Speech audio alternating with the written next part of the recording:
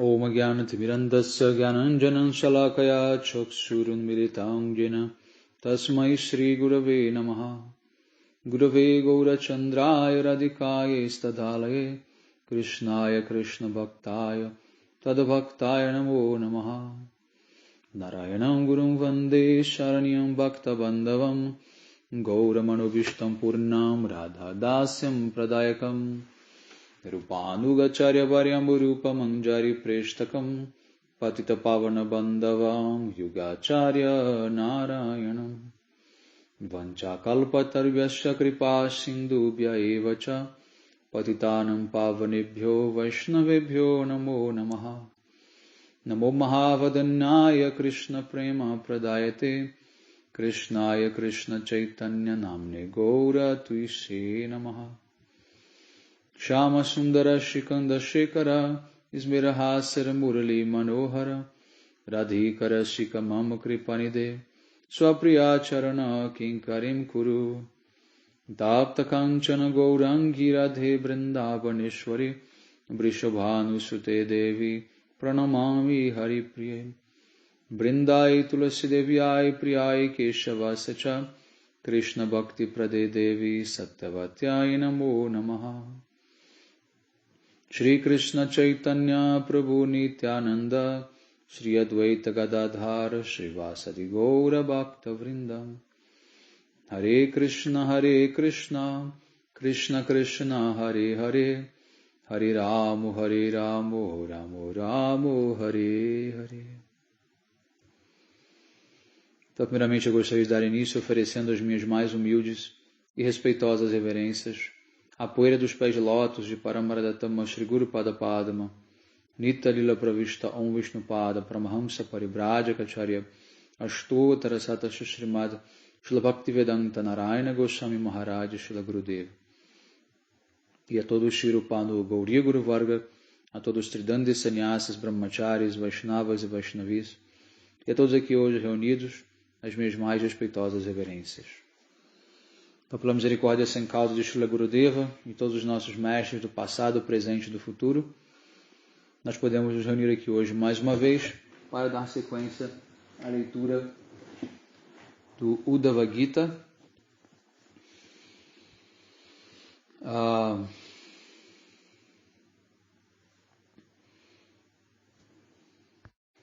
capítulo 2, verso 41. Então, a prostituta Pingala,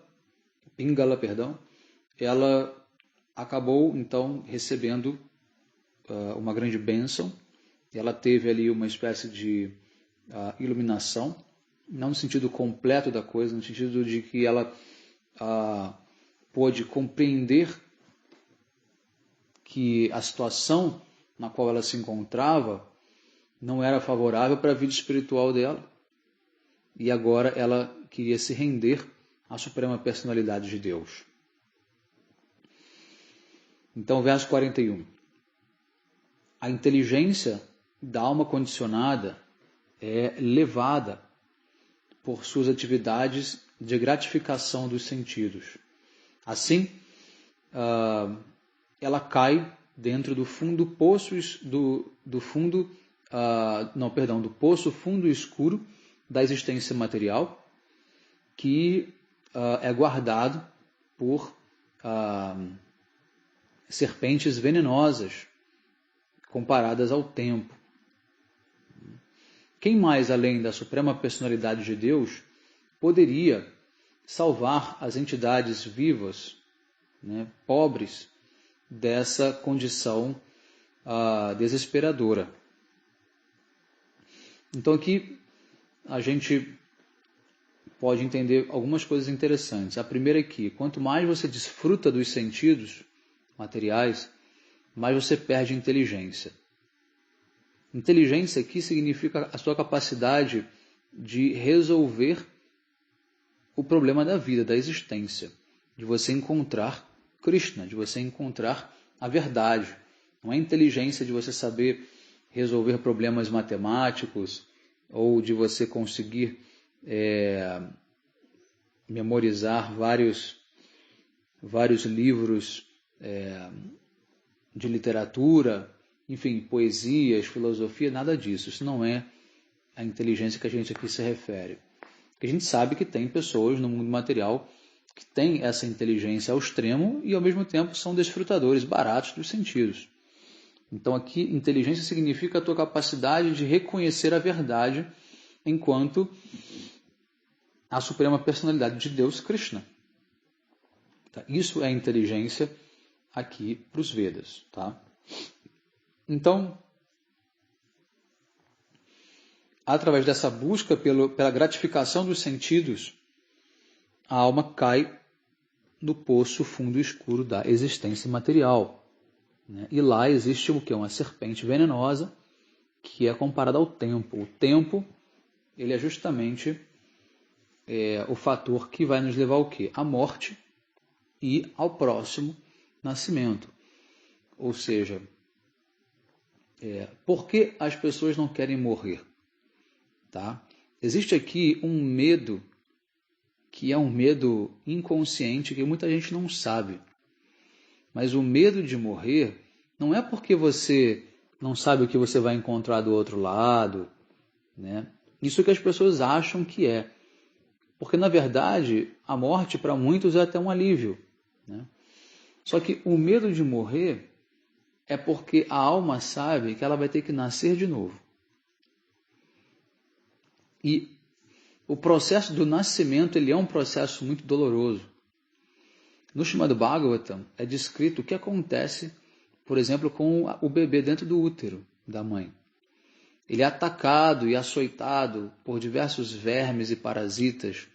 Ele tem lembranças das suas vidas passadas. Ele sente dores ontológicas, angústias, depressão. Ele sofre demais no útero da mãe. Tá?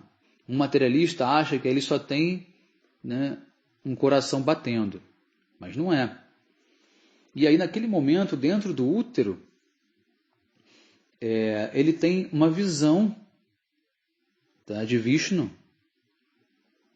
E aí ele se arrepende de tudo que ele fez de errado e promete que naquela vida ele vai se dedicar à adoração a Vishnu porque ele já não aguenta mais nascer. O parto em si é muito doloroso para a criança, é traumatizante muitas vezes, acontecem vários problemas. Tá? A infância, tá? Ela também é muito dolorosa, muito traumatizante. Imagine você estar dentro de um corpo, você não consegue falar, não consegue se expressar, você tem desejos de algo e não consegue colocar aquilo para fora, você sente dores e não consegue dizer aonde está doendo. É um sofrimento terrível. Tá? Ser criança é um sofrimento terrível. Ser um bebê, né, é um sofrimento terrível. Tá? Então, a alma ela não quer morrer porque ela não quer nascer de novo. Enquanto ela está viva aqui nessa vida, ela primeiro não tem memórias de vidas passadas ali. Então, o sofrimento dela pode até ser considerável, mas ele não é nada comparado ao que a alma já passou em outras vidas. É por isso que a nossa memória ela é cortada. Por quê? Porque se você tivesse acesso a tudo o que você fez em vidas passadas, fresco na sua memória hoje, seria tanto sofrimento que você não conseguiria viver. Tá? O sofrimento, claro, existiriam também alegrias, mas o sofrimento seria tanto que o corpo e a mente não conseguiriam dar conta de digerir. Porque é fácil você digerir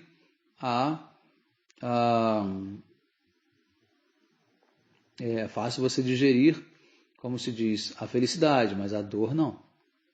Para a felicidade não há limites, mas para a dor há. Não é verdade? Você não precisa tomar anestesia quando você está feliz, né? Ou quando você está sentindo alguma sensação física prazerosa. Você não vai tomar anestesia para isso, mas para a dor você vai tomar. Então essa dor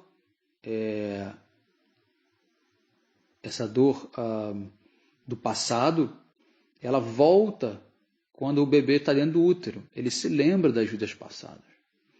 No momento em que ele sai do útero, acontece um bloqueio, para que ele possa começar ali mais ou menos do zero, vamos dizer assim, e com um pouco mais de tranquilidade ele possa levar essa vida buscando novamente o quê? A felicidade, né? O prazer, enfim, a satisfação, coisas boas. Ninguém está buscando dor. Não tem viva alma que, independente do corpo que ela habite, que acorde de manhã e deseje ser infeliz. Não tem. Tá? Todos desejam ser felizes. Né? Mesmo que a definição de felicidade seja diferente. Mas o que importa é que a necessidade de querer ser feliz ela é inerente. Ela é inerente. Ok? Bom, vamos então para o próximo, 42. Somente quando nós podemos ver como esse mundo material está sendo engolido por essa serpente do tempo, é então que você se torna sóbrio e recobra os seus sentidos. Assim, você se afasta de todos os tipos de desfrutes materiais e se torna qualificado para agir em prol de si mesmo. É quando você começa a sofrer demais, é que você começa a pensar, opa, estou no caminho errado, preciso mudar. Essas estratégias não estão sendo positivas. E o erro não está no outro, não está nos outros, como é comum a gente às vezes querer atribuir. Se eu não estou satisfeito e feliz, a culpa é minha. Se os meus projetos não estão sendo bem-sucedidos, a culpa é minha. Tá? Próximo verso. 43. Então agora o Avaduta Brahmana diz: assim a mente, tendo a sua mente completamente fixa, decidida, Pingala então cortou relações com todos os seus desejos pecaminosos de desfrutar do prazer sexual com outros amantes. E então ela ela se estabeleceu numa plataforma de paz perfeita. Em seguida, ela se sentou sobre a sua cama. 44. Os desejos materiais são, sem dúvida, a causa de misérias terríveis. E a liberdade, a libertação de tais desejos são a causa de imensa felicidade. Enquanto pensava assim, Pingala renunciou aos desejos de desfrutar do afeto de homens materialistas, para que ela pudesse ser capaz de dormir em paz. Então aqui ela caiu em si, percebeu que a sua vida era uma vida miserável. E assim ela consegue dar uma guinada e buscar se conectar com o Senhor Supremo, com a devoção, né? E assim poder ficar em paz. Então aqui termina a história de Pingala, a prostituta. Próximo agora é o capítulo 3. Desapego de tudo que é material. Verso 1. O Avaduta Brahmana disse: todos consideram alguma coisa neste mundo como sendo muito querido para ele. Porque esse apego... por causa deste apego, consequentemente, as pessoas elas se tornam, como se diz, depressivas. Aquele que entende que esta verdade simples, essa simples verdade deve ser abandonar, na verdade, essa falsa noção de posse, aí sim ela consegue trilhar o caminho da verdadeira felicidade. Basicamente, desapegar de tudo que é material. 2. Certa vez, um grande pássaro curara estava muito faminto, incapaz de encontrar alguma presa. Ele então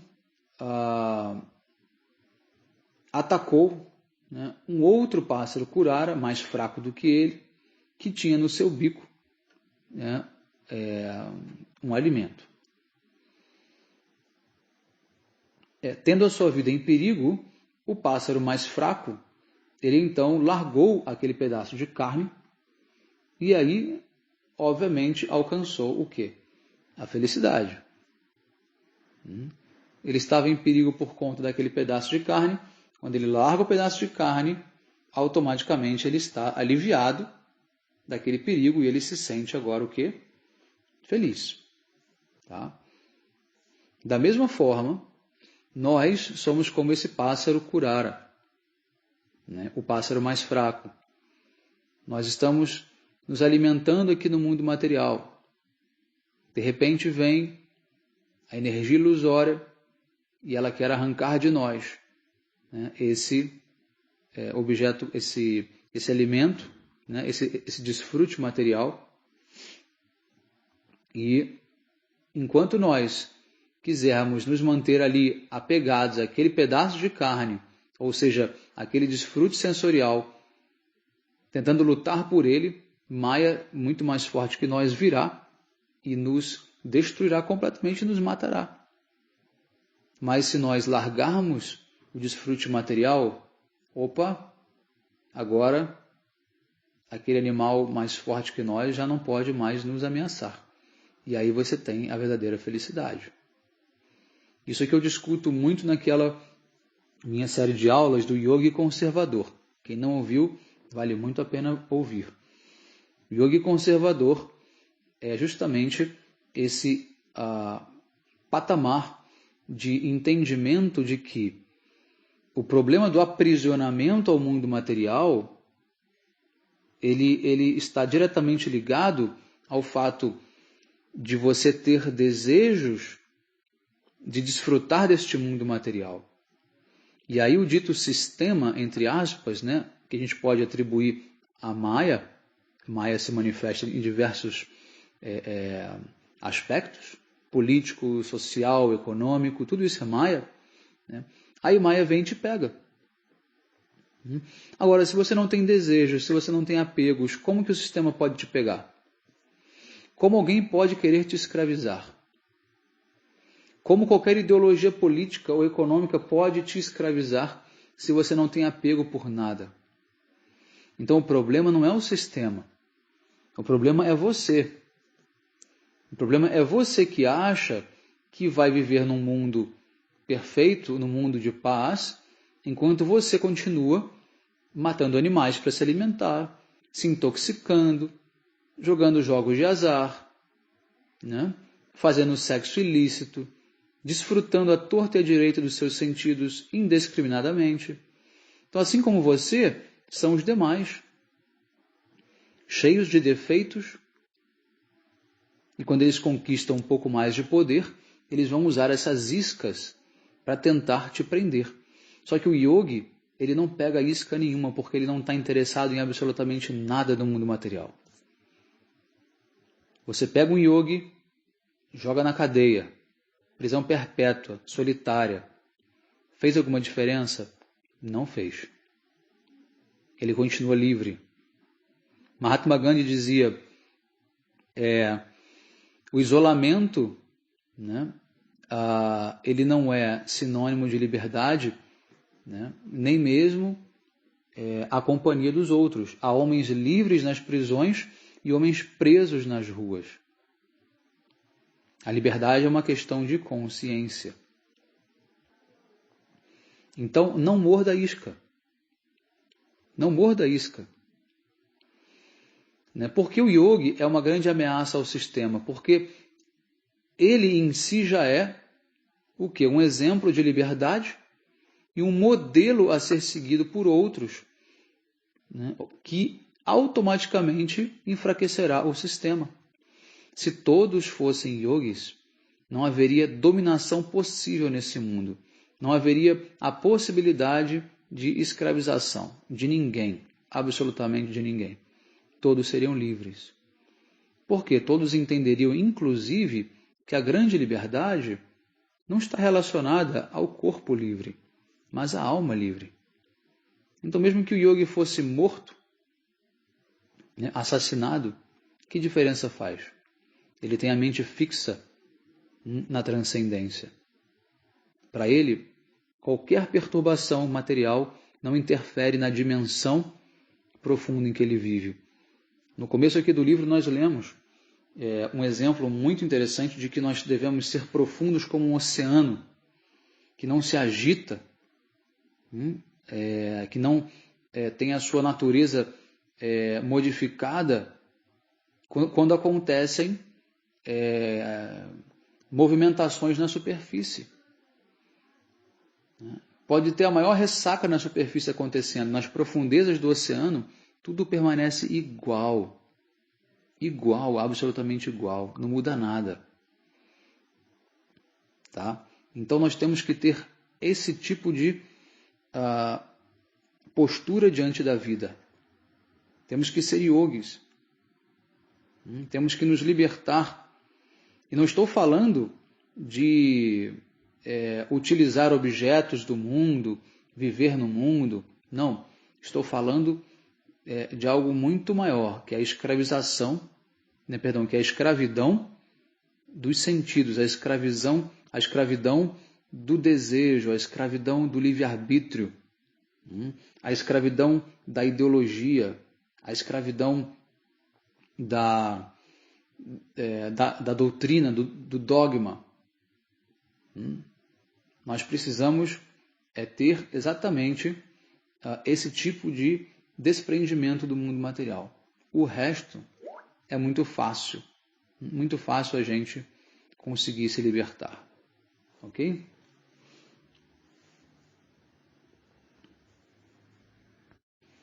Verso 3. Aqueles que estão apegados à vida familiar estão sempre ansiosos a respeito de seus filhos, da sua riqueza, da sua reputação. Mas eu não tenho nada. Eu não tenho nada disso, diz o Brahmanavaduta. Então eu não me preocupo com família, não me preocupo com elogios ou com insultos. Eu vivo uma vida, da alma eterna. Eu vivo a vida da alma eterna. E eu experimento o afeto na plataforma espiritual. Assim, então, eu caminho pela face da terra como uma criança. A felicidade dele não depende da aprovação dos outros. O ser humano, ele busca sempre a aprovação do outro. Ele quer sempre ser bem recebido, bem elogiado, bem aceito, reconhecido. Isso é falso ego. E a sociedade, ela coloca como valores altruístas você ficar elogiando o outro até pelo defeito dele. Não fala que fulano errou. Diz que está bonito aquele desenho. Elogia. Não fala que está ruim, não. Não apresente uma outra opção, porque isso pode frustrar a pessoa. Isso acontece demais. Isso faz parte, inclusive, da pedagogia construtivista. É a tua espontaneidade. Do jeito que está, do jeito que você fizer, essa é a tua verdade, esse é o teu jeito, e isso é o que é bom para você e é assim que fica. Não é assim. A vida humana não é assim. Porque assim a gente vai estar dando voz ao quê? Às nossas limitações, aos nossos erros, às nossas fraquezas, às nossas imperfeições, ao invés de aprender com as nossas virtudes, a desenvolver as virtudes. Tá? Nós precisamos estimular aquilo que há de positivo, mas eliminar o que há de negativo. Só que há uma tendência de generalizar e dizer que não, está tudo bem. tá tudo bem, não fala porque vai deixar aquela pessoa mal, aquela criança vai ficar se sentindo mal porque você apontou um defeito naquilo que ela fez. Não pode. Olha, isso é o maior crime que você possa cometer na educação de uma criança. É você não orientá-la de acordo com o que precisa ser feito. O ser humano, ele não é como um pássaro. O pássaro, ele não precisa ir para uma universidade para aprender a fazer um ninho. Ele não precisa aprender leis de física para saber voar. Ele simplesmente faz isso automaticamente. Mas o ser humano não é assim. Né? Eu estava conversando com um amigo meu, amigo de faculdade, estudamos filosofia juntos, na UERJ, no Rio de Janeiro, e ele tem também muito interesse por oratória, né? Também faz parte de um grupo de oratória chamado Toastmasters, que é um grupo orgânico, tá, de pessoas que vão aprendendo juntas umas com as outras sobre como falar, como se colocar e se apresentar em público da melhor maneira possível. Ele me convidou para fazer parte, já que eu sou uma pessoa que falo em público sempre. E ele queria também que eu fizesse parte, que eu aprendesse, porque tinha muitas coisas ali positivas. E eu comecei a questionar esse processo e concluí o seguinte. São várias pessoas que não sabem, que não são mestres naquilo, querendo ensinar alguma coisa. Olha o nível de pretensão a que chegamos. Então, a pessoa não tem humildade para aprender com o mestre porque ela foi ensinada a vida inteira que ela já é um mestre. É o famoso buscar o mestre interior que nós já estudamos aqui também, numa das aulas aqui do Uddhava Gita. Esse mestre interior não somos nós, ele é Paramatma. Mas mesmo Paramatma não está falando conosco diretamente. Se assim fosse, o mundo estaria perfeito. Aí eu falei para ele, olha, eu prefiro pagar um curso de oratória com um mestre em oratória do que fazer um curso de graça com pessoas que não são mestres. Pode ser que vocês tenham um resultado positivo, pode ser que vocês se tornem mestres, pode, claro, tudo é possível. Agora, as probabilidades são muito poucas. Né? Vocês vão levar uma vida inteira tentando redescobrir a roda sozinhos, sendo que a gente já tem carros futurísticos com as rodas mais avançadas possíveis já sendo feitas. Aí ele falou, não, mas isso é como o ser humano aprende, isso é o modo moderno de aprendizado. Hoje eu falei, poxa, é moderno mesmo, porque antigamente o sistema era outro. Antigamente você aprendia com o mestre, uma pessoa que já passou por todos os desafios daquela área, que já se aperfeiçoou naquela área, e ela vai te dar o caminho mais fácil. E ela vai saber ver em você o que precisa ser mudado, e você vai rapidamente avançar naquela área. Você não vai ficar fazendo experimentos durante a vida inteira, até quem sabe nunca chegar, né, numa condição boa de performance naquilo que você deseja. Né? Então, esse não é o processo mais rápido, não é o processo mais eficaz. Né? Aí eu falei para ele, a sua filha, ela aprendeu a ler e escrever se juntando com crianças analfabetas da idade dela para aprender a ler e escrever juntos? Aí ele falou, mas isso já é diferente. Né? Quando a gente recebe um mínimo de educação, a gente já pode depois começar a caminhar sozinho. Eu falei, isso é retórica. Porque você é um analfabeto em oratória, você é um analfabeto em, biologia, por exemplo, e você vai estudar com quem em biologia? Com os seus amigos exploradores, vão pegar aquelas lanternas de cabeça e vão se enfiar no meio do mato e vão começar do zero a aprender biologia? É assim que você vai aprender biologia? Não é. Você vai aprender com um biólogo, com um mestre. em biologia. A sua filha vai aprender a ler e escrever com quem sabe ler e escrever. E não só isso, com quem tem didática, com quem sabe fazer com que outros também saibam ler e escrever, aprendam a ler e escrever. Então, olha quanta coisa que a sociedade vem apresentando como modelos de padrão que simplesmente emburrecem, atrasam. É um retrocesso. Mas isso tem a ver com o sistema de demônios. Os demônios, eles querem romper com o quê? Com a tradição. Os demônios são os progressistas, querem sempre descobrir uma coisa nova que vai fugir aos modelos da tradição. Para quê? Para, ao invés de libertar o ser humano, escravizá-lo ainda mais, dando aquela falsa sensação de empoderamento, aquela falsa sensação de liberdade, aquela falsa sensação de grandeza, né? de genialidade,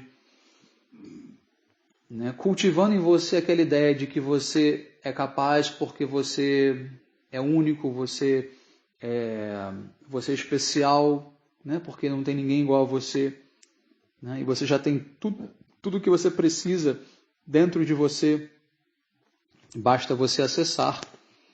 Né? Verdade, tudo verdade. Só que o método, né, não é dessa maneira. Tá? Então vocês podem ter uma ideia de como o mundo hoje está avançando. Ou seja, você está criando uma massa de pessoas que, na verdade, não vão contribuir nem para o seu avanço, nem para o avanço da humanidade. Eu falei, o que eu vou ganhar indo ouvir você, indo ouvir outros que não são mestres nisso? Que não são mestres em alguma coisa. Eu quero aprender com mestres. Eu quero aprender com os melhores, aqueles que são perfeitos naquela área, para que eu possa tê-los como ideal. Sem você ter um ideal, você não tem pelo que buscar. Você vai simplesmente buscar um ideal narcisista, daquilo que você acha que é perfeito, né? E vai ter um monte de gente falando para você, é isso mesmo. Aquilo que você acha é aquilo que você deve buscar. É a tua autenticidade, a tua originalidade. Mas originalidade não é isso.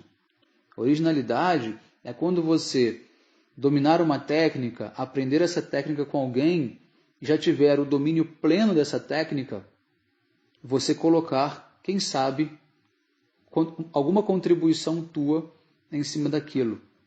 Mas não no começo, no fim do processo. Tá? Tanto que o modelo de universidade ainda é assim. A pessoa só vai sugerir uma tese nova quando ela faz doutorado. Depois que ela já estudou, que ela já se aperfeiçoou com vários mestres, que ela se tornou um mestre, aí ela pode propor algo novo.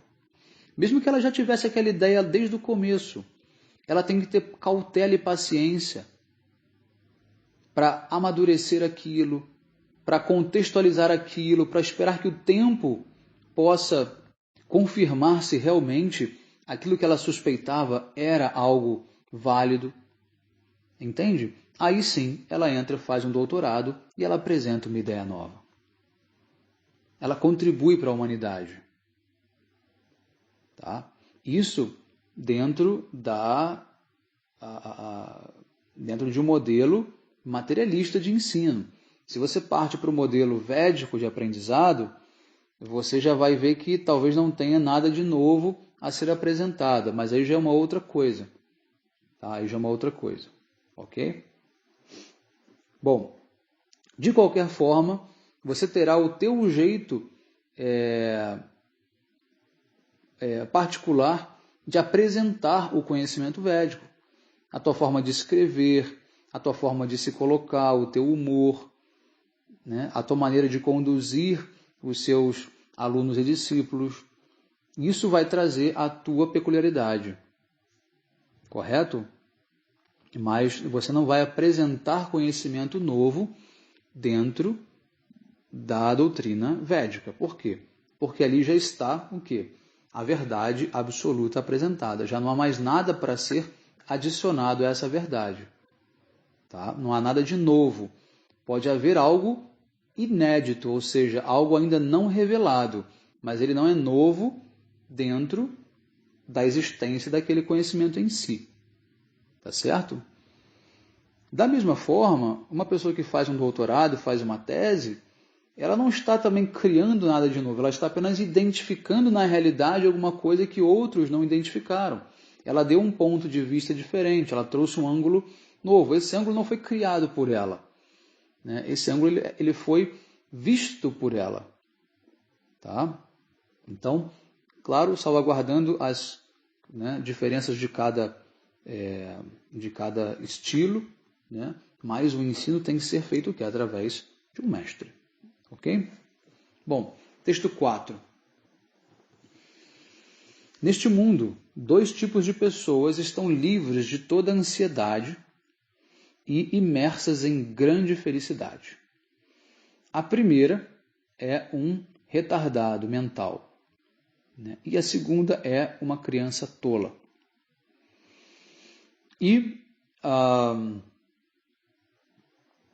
o outro, aqui são, é 2 em 1, na verdade, né? É o retardado ou a criança tola, e o outro é aquele que está avançado, né? É o transcendentalista avançado que conhece a ciência do absoluto. Essas 2 pessoas, esses 2 tipos de pessoas estão o quê? Felizes. Porque estão alheias aos problemas do mundo.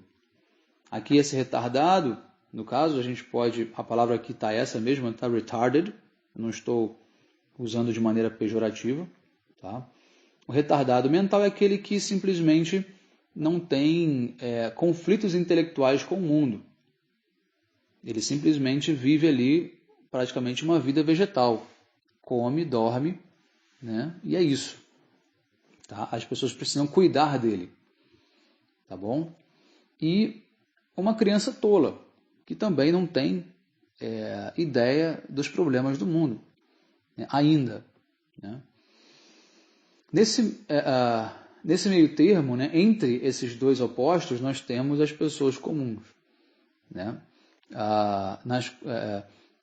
Dentre as quais eu me incluo, né? Ou seja, não sou um transcendentalista avançado, tampouco sou uma criança tola ou um retardado, e por isso posso dizer que não estou livre de ansiedades.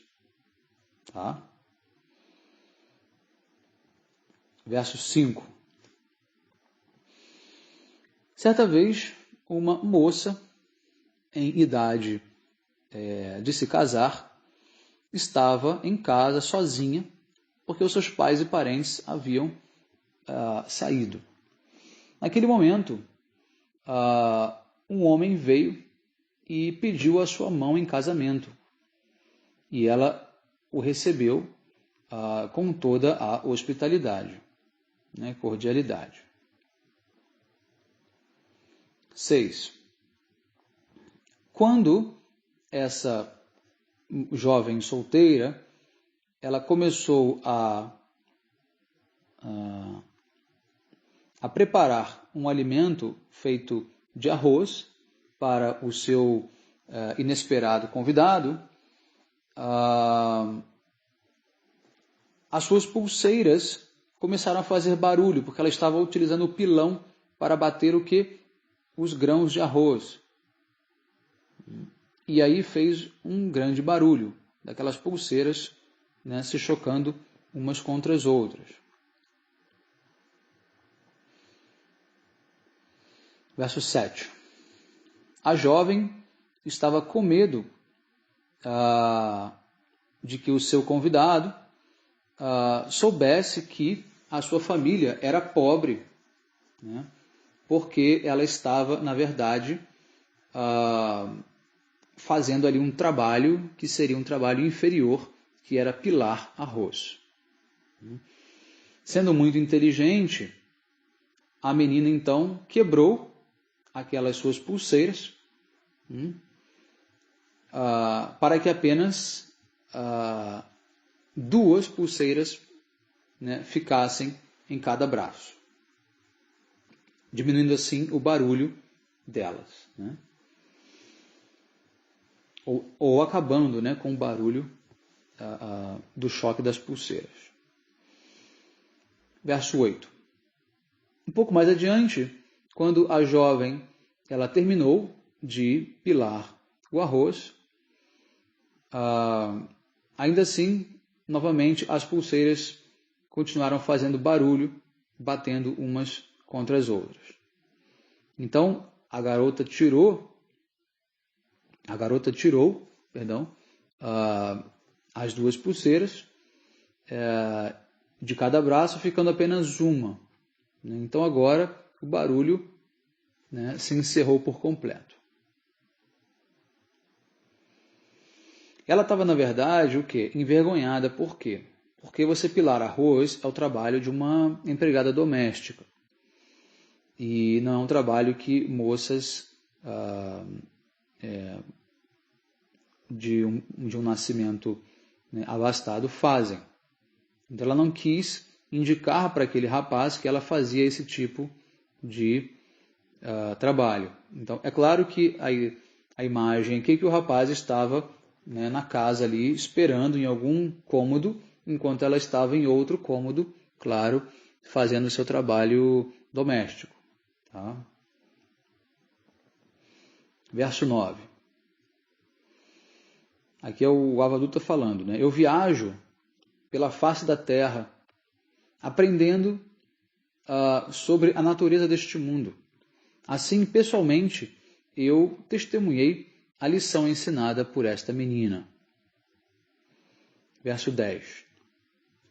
Quando muitas pessoas vivem juntas, com certeza haverão discussões. Mesmo que duas pessoas vivam juntas, certamente também haverá algum tipo de desacordo, né, ou discussão. É por isso, então, que você deve viver só, seguindo o exemplo, então, da garota e as suas pulseiras.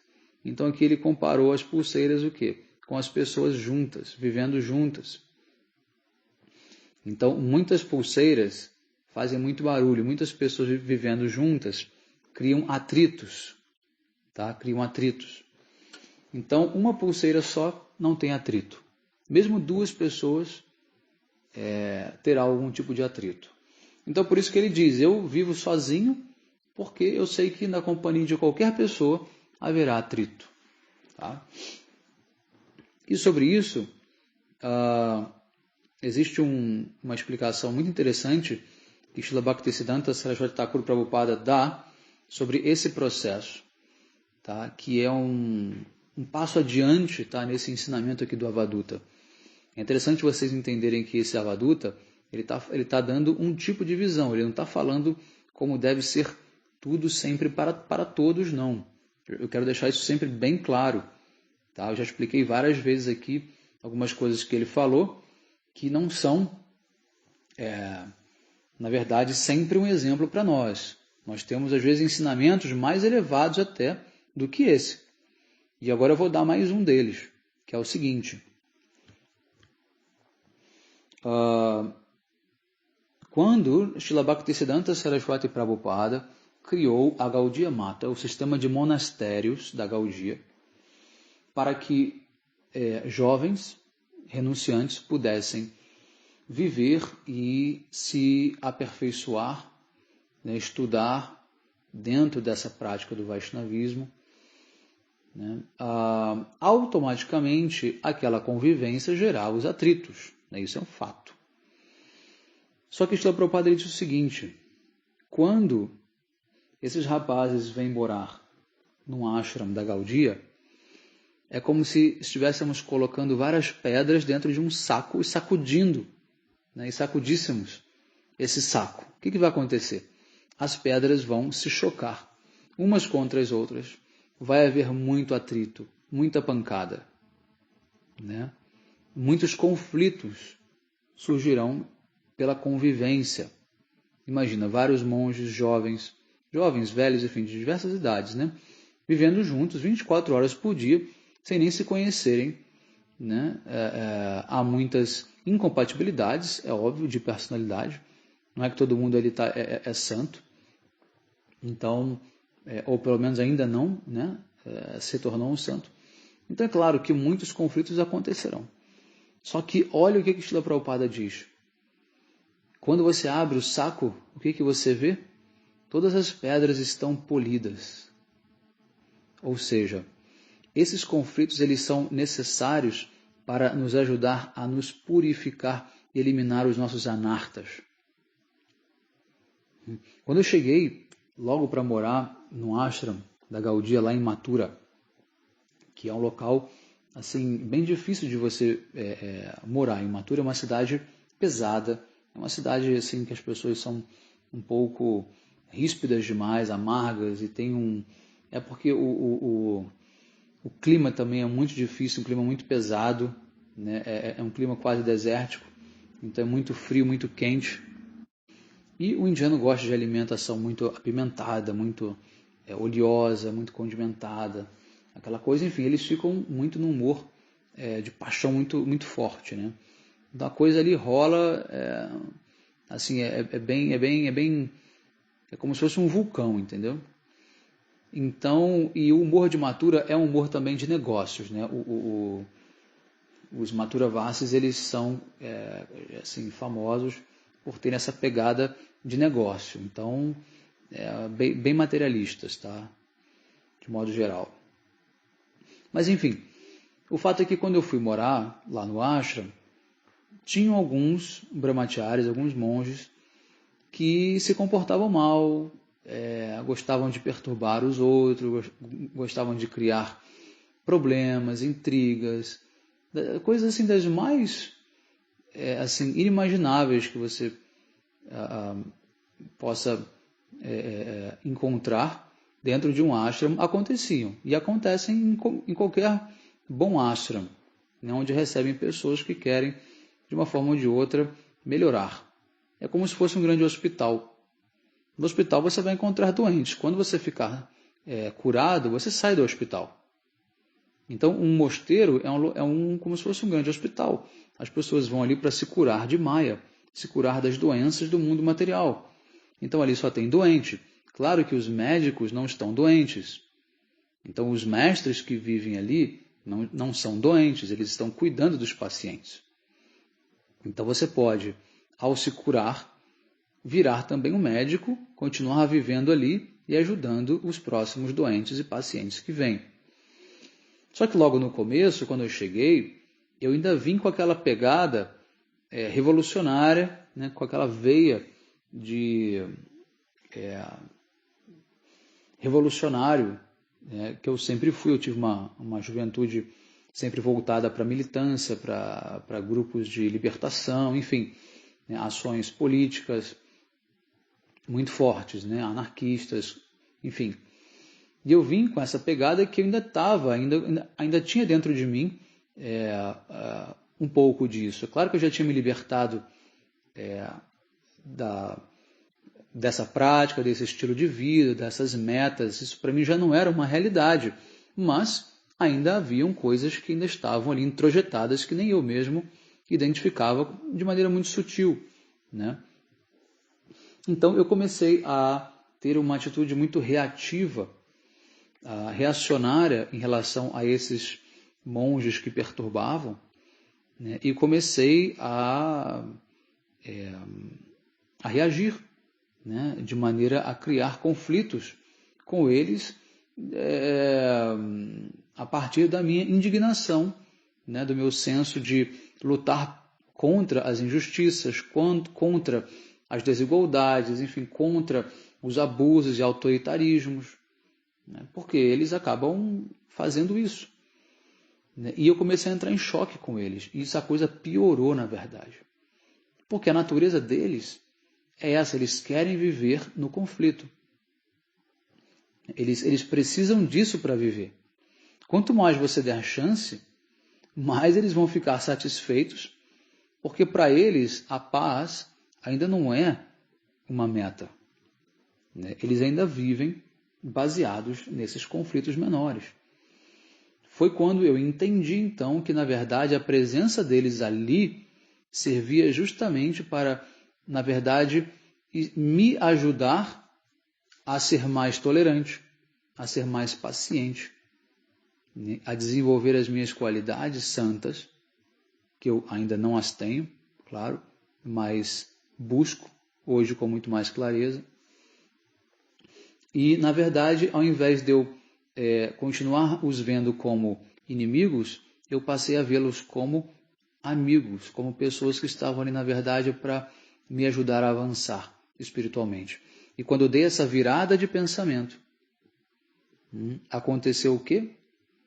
Eu deixei de ser reativo e passei a ser bem mais acolhedor, a ser bem mais compreensivo e a retribuir de uma maneira sempre positiva ou muitas vezes de indiferença, sem me deixar transtornar ou perturbar por qualquer ato que eles pudessem vir a cometer.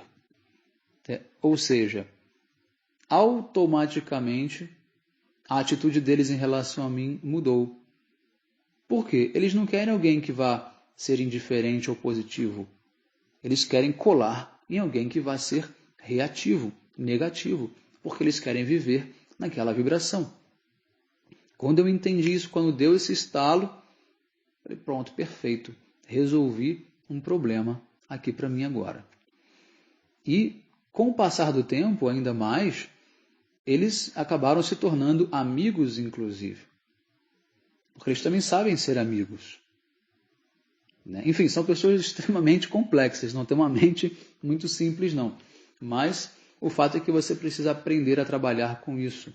E essa convivência em grupo, ali dentro daquele ambiente do ashram, ele é favorável, né, para você poder avançar. Agora, é claro que eu não ia, por exemplo, permanecer na minha casa, lá com os meus pais, onde tinham muitos conflitos, achando que ia sair coisa boa dali. Porque não ia. Por quê? Porque ali dentro eu não estava tendo o quê? Um ensino espiritual, um exemplo de espiritualidade. Ali não tinha um mestre para me guiar, ali não tinha uma proposta maior de vida para mim. Então, essa regra não pode se aplicar a todas as circunstâncias.